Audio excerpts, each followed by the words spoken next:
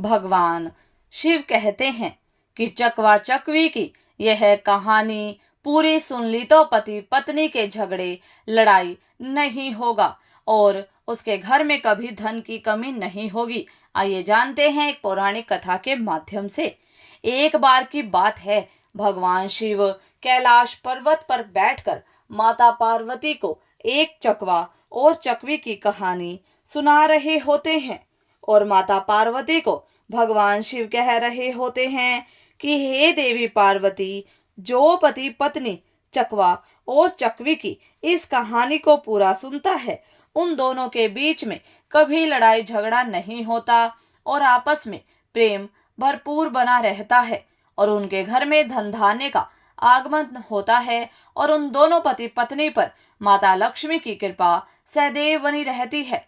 भगवान शिव के मुंह से ये बात सुनने के बाद माता पार्वती कहती है कि हे प्रभु, मुझे भी आप इस कहानी को सुनाइए। मैं भी इस कहानी को पूरे मन से और ध्यान से सुनना चाहती हूँ। तब भगवान शिव कहते हैं, जरूर देवी, मैं आपको इस कथा को अवश्य सुनाऊंगा।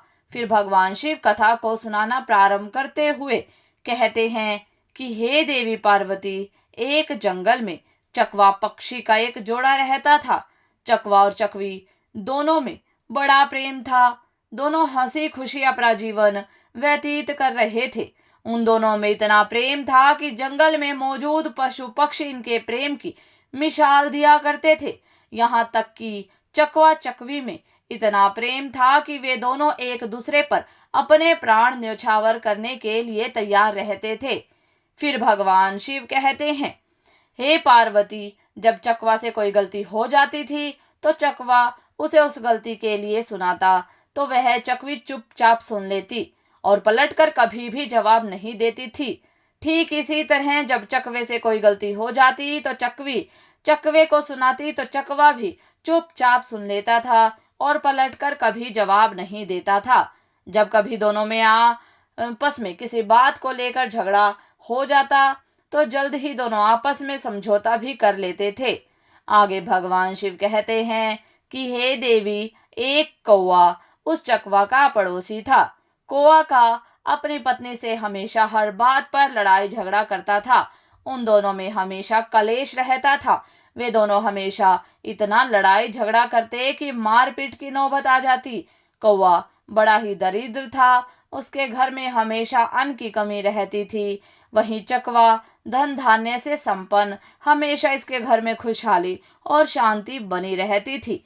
कौवा जब भी चकवा चकवी को खुशी और आनंद से रहते हुए देखता तो उसे जलन होती थी। कौवा अपने मन में सोचता था कि मैं किस तरह इन दोनों में फूट डालूं और इन दोनों को अलग कर दूं, जिससे इनके घर की शांति भंग हो सके। कौवा चकवा का मित्र भी था। मित्र ही मित्र के बारे में गलत सोच रखता था। उसके मन में चकवा और चकवी के प्रति हमेशा ही जलन रहती थी। आगे भगवान शिव कहते हैं, हे देवी, फिर एक दिन कौवे ने अपने मन में सोचा कि अब मैं इसे शांति से नहीं रहने दूंगा। जब मेरे घर में हमेशा लड़ाई झगड़े होते हैं और मैं परेशान रहता हूँ तो फिर ये कैसे सुख शांति से रह सकता है। अब मुझे इसके घर में अशांति फैलानी होगी। मुझे इसका जीवन भी नरक बनाना होगा। फिर जब भी चकवा घर पर नहीं रहता तो कौवा चकवी के पास जाता और चकवे के बारे में बुराई करता और कहता कि चकवी बहन, चकवा भाई आपसे बिल्कुल भी प्रेम नहीं करते हैं। वह तो किसी दूसरी से प्रेम करते हैं। मैंने उन्हें कुछ समय पहले किसी और से बात करते हुए देखा था। कौवे की इस बात को सुनकर चकवी को बिल्कुल भी भरोसा नहीं होता। चकवी कौवे की बात को नहीं सुनती और उसकी बात को हवा में उड़ा देती है। और फिर जब कभी चकवा अकेला रहता तो कौवा चकवे के पास जाकर चकवी की बुराई करता और कहता कि चकवा भाई, चकवी आपसे बिल्कुल भी प्रेम नहीं करती है क्योंकि वह किसी अन्य से प्रेम करती है। मैंने आज ही चकवी बहन को किसी और से बात करते हुए देखा है। चकवा उसकी बातों को सुनकर हंसते हंसते टाल देता है और उस बात पर बिल्कुल भी भरोसा नहीं करता। अब इसी प्रकार कौवा चकवा और चकवी दोनों में बारी बारी से फूट डालने की कोशिश करता रहता है। लेकिन चकवा चकवी में इतना दृढ़ प्रेम था कि एक दूसरे पर पूरा विश्वास किया करते थे और किसी बाहर वाले के बहकावे में कभी नहीं आते थे। फिर एक दिन जब कौवा ये सब करता हुआ हार जाता है और कुछ नहीं कर पाता, तो कौवा अपनी पत्नी के पास जाकर कहता है कि यदि तुम चाहती हो कि मैं तुमसे कभी भी लड़ाई झगड़ा न करूं, तो तुम मेरा एक काम करो, चकवा और चकवी दोनों में मनमुटाव करवा दो, दोनों के बीच लड़ाई झगड़ा पैदा कर दो जिससे उनकी शांति भंग हो सके।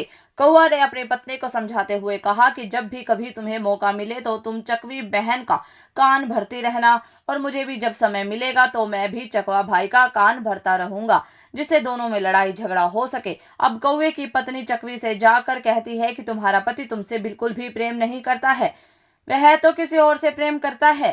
ठीक इसी तरह कौवा भी चकवे के पास जाकर कहता है, चकवा भाई, चकवी बहन अब से प्रेम नहीं करती, वह किसी और से प्रेम करती है।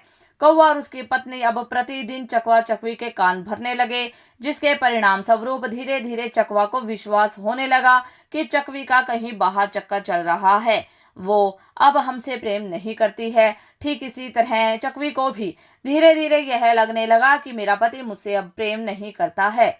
अब धीरे धीरे चकवा और चकवी में मनमुटाव होने लगा, दोनों के बीच लड़ाई झगड़े शुरू हो गए, जिसकी वजह से लक्ष्मी जी ने चकवा चकवी के घर को छोड़ दिया, क्योंकि जिस घर में लड़ाई झगड़े होते हैं उस घर में माँ लक्ष्मी का वास नहीं होता है।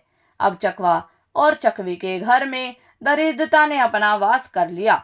जब चकवा और चकवी धन की कमी के कारण भूखे मरने लगते हैं, तो यह देखकर कौवा को बड़ा सुकून मिलता है, उसे बड़ी प्रसन्नता मिलती है। आगे भगवान शिव कहते हैं कि हे देवी पार्वती, फिर एक दिन चकवा यह महसूस करता है कि हमारे लड़ाई झगड़े करने की वजह से यह सब हो रहा है, तो वह अपनी पत्नी से कहता है कि हे प्रिय, देखा तुमने, जब हम दोनों एक दूसरे से लड़ाई झगड़े नहीं करते थे तो हमारा जीवन कितना सुखमय था और हमारे घर में अन्न धन की कोई कमी नहीं थी। लेकिन जब से हम दोनों आपस में लड़ाई झगड़ा करने लगे हैं, तब से हमारे घर में अन्न धन की कमी हो गई है। चकवे की बात सुनकर चकवी को अपनी गलती का एहसास होता है और वह चकवे से कहती है कि स्वामी, मुझसे गलती हो गई है, मुझे माफ कर दीजिए। हमें इस प्रकार दूसरे की बातों में आकर आपस में लड़ाई झगड़ा नहीं करना चाहिए। तब चकवी ने चकवे से कहा कि इस समस्या के समाधान के लिए हमें क्या करना चाहिए। तब चकवा ने कहा कि यहीं पास की एक गुफा में एक सिद्ध महात्मा पुरुष रहते हैं, हम उनके पास चलते हैं, वही हमारी इस समस्या का समाधान करेंगे और हमें यह बताएंगे कि अब हमें क्या करना चाहिए। यह सोचकर चकवा और चकवी उस महात्मा के पास चले जाते हैं और महात्मा को प्रणाम करके बैठ जाते हैं। जब महात्मा ने चकवा और चकवी के आने का कारण पूछा, तब चकवी की आंखों में आंसू आ जाते हैं, दोनों पति पत्नी रोने लगते हैं। चकवा विस्तार पूर्वक पूरी कहानी उस महात्मा को सुना देता है। तब महात्मा कहते हैं कि हे चकवा, मेरी बातों को ध्यान से सुनो। आज मैं तुम्हें ऐसी 5 बातें बताऊंगा जिसे यदि तुमने अपने जीवन में उतार लिया और उस पर अमल कर लिया तो कभी भी तुम्हारे घर में लड़ाई झगड़े नहीं होंगे। इसके साथ ही जो मनुष्य मेरी इन 5 बातों पर अमल करेगा उसके घर में भी कभी लड़ाई झगड़ा नहीं होगा तथा उसके घर में कभी भी धन की कमी नहीं होगी और उसके घर में माँ लक्ष्मी कभी भी रूठ कर नहीं जाएगी। फिर वह महात्मा बताते हैं कि हे चकवा, मेरी पहली बात, जो तुम्हारे जानने वाले होते हैं, सगे संबंधी होते हैं, जो तुम्हें अच्छे से समझ रहे होते हैं तथा जो तुम्हें अच्छे से जान रहे होते हैं, वही तुम्हारी जड़ काटते हैं। ये बात बिल्कुल सत्य है। जो व्यक्ति तुम्हें अच्छी तरह से जानता है और समझता है, वही व्यक्ति तुम्हारे घर में लड़ाई झगड़ा करवाते हैं, जिससे घर में कलेश उत्पन्न होता है। यही लोग आपके दुखों और समस्याओं का कारण बनते हैं। इसलिए अपने करीबियों को राज की बातें या गुप्त बातें कभी भी मत बताना। दूसरी बात, अपने मित्र के सामने धनी होने का कभी भी दिखावा मत करना। यदि आप अपने मित्र के सामने अपनी बड़ाई और दिखावा करेंगे कि मैं बहुत ज्यादा धनवान हूं, तो वो मित्र आपके बारे में गलत धारणा बना लेगा और आपसे घृणा करने लगेगा तथा आपसे दूर रहने लगेगा। इसलिए अपने मित्र के सामने धनी होने का दिखावा कभी भी मत करो। तीसरी बात, दूसरों के कहने पर कभी भी विश्वास नहीं करना चाहिए। जब तक कि स्वयं आप अपनी आंखों से देख न लो, तब तक आपको उन बातों पर विश्वास नहीं करना चाहिए, यदि किसी ने आपके अपनों के प्रति मनमुटाव पैदा कर दिया है तो ऐसे में आप बिना कुछ जाने समझे उस पर विश्वास बिल्कुल भी न करें। कहीं कहाई और सुनी सुनाई बातों में नहीं आना चाहिए।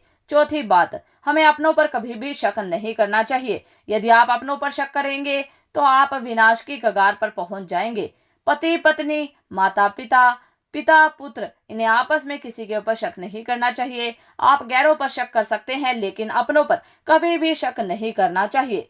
पांचवी बात, कभी भी बिना बुलाए समारोह या उत्सव में नहीं जाना चाहिए, क्योंकि यदि आप बिना बुलाए किसी समारोह या उत्सव में जाते हैं तो इससे आपके मन को सम्मान को ठेस पहुंचती है, जिससे आपके मान सम्मान में कमी आ जाएगी। भगवान शिव से पूरी कहानी सुनने के बाद माता पार्वती उन्हें कहती है कि हे प्रभु, मैं इन बातों को हमेशा याद रखूंगी और इन बातों पर अमल करूंगी और अपने जीवन में अपनाऊंगी।